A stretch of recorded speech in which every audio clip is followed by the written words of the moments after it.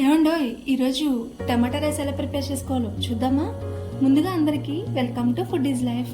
కొత్తగా ఎవరైతే నా ఛానల్ని చూస్తున్నారో ప్లీజ్ సబ్స్క్రైబ్ చేసుకోండి. నా ఛానల్ 1000 సబ్స్క్రైబర్స్కి దగ్గరలో ఉంది. ఈ టైంలో మీ సపోర్ట్ నాకు చాలా అవసరము. ఈరోజు రెసిపీ వచ్చేసి టమాటా రైస్. బ్యాచిలర్స్ కూడా సింపుల్గా ప్రిపేర్ చేసుకోవచ్చు. మీరు చేయాల్సిందల్లా వీడియోని ఎండ్ వరకు చూడండి.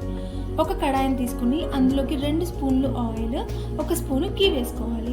ఆ తర్వాత మనకి మసాలా దినుసులు అయితే వేసుకోవాలి. ఇది పూర్తిగా ఆప్షనల్. మీరు మసాలా ఎక్కువ తిన్నట్లయితే వేసుకోండి, లేదు అంటే స్కిప్ చేసేయచ్చు. ఇది కొద్దిగా వేగిన తర్వాత ఇందులోకి ఒక 2 స్పూన్లు పచ్చిశనగపప్పు, 1 స్పూన్ జీలకర్ర వేసుకుని కొద్దిగా వేగేంత వరకు వేయించుకోవాలి. ఆ తర్వాత ఒక పచ్చిమిర్చిని సగానికి కట్ చేసుకుని ఆ చీలికలు కూడా వేసుకోవాలి. ఇవన్నీ వేగిన తర్వాత ఇందులోకి సన్నగా కట్ చేసుకున్న ఉల్లిపాయ ముక్కలు అండ్ అలాగే ఒక కరివేపాకు రెమ్మ కూడా వేసుకుని మంచిగా వేయించుకోవాలి. ఆనియన్స్ అనేవి మంచి గోల్డెన్ కలర్లోకి చేంజ్ అయ్యేంత వరకు వేయించుకోవాలి.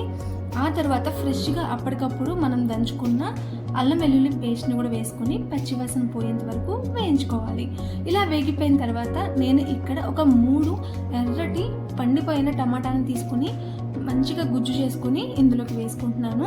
మనకి ఎర్రగా ఉన్న టమాటాని తీసుకుంటే మంచి కలర్ కూడా వస్తుంది.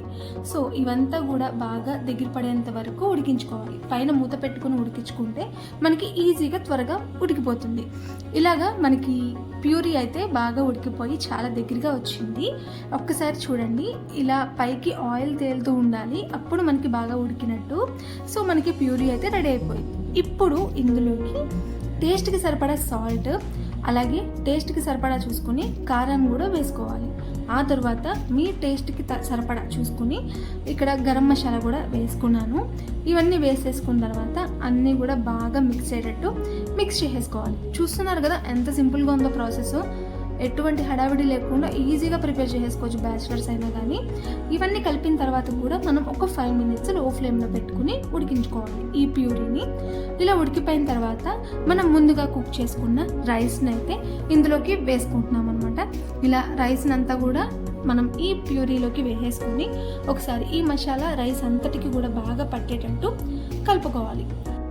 లేడీస్ కూడా ఎటువంటి హడావిడి లేకుండా మార్నింగ్ పూట ఇలా లంచ్ బాక్స్ ప్రిపేర్ చేస్తారంటే చాలా టేస్టీగా ఉన్న టమాటా రైస్ అనేది ప్రిపేర్ అయిపోతుంది. చూస్తున్నారు కదా ఎంత సింపుల్గా ఉందో. ఇలా మసాలాలతో రైస్ అంతా కూడా బాగా కలిసిపోయిన తర్వాత టమాటా రైస్ రెడీ. ఆగండి, అప్పుడే కాదు, మనం పైన సన్నగా కట్ చేసుకున్న కొత్తిమీరని కూడా వేసుకోవాలి. అదే ఫైనల్ టచ్. టేస్ట్ కూడా చాలా బాగుంటుంది. పైన అలా వేసేసుకుని కలిపేసుకుంటే టమాటా రైస్ రెడీ. దీనిలోకి ఎటువంటి కూరలు అవసరం లేదు, జస్ట్ రైతాతో తింటే చాలా బాగుంటుంది. ఇలాగా మీరు లంచ్ బాక్స్ ప్రిపేర్ చేసి చూడండి, మీ పిల్లలు కూడా అస్సలు వదలకుండా తినేస్తారనమాట. సో నచ్చిందా? సబ్స్క్రైబ్ చేసుకుని వెళ్ళండి.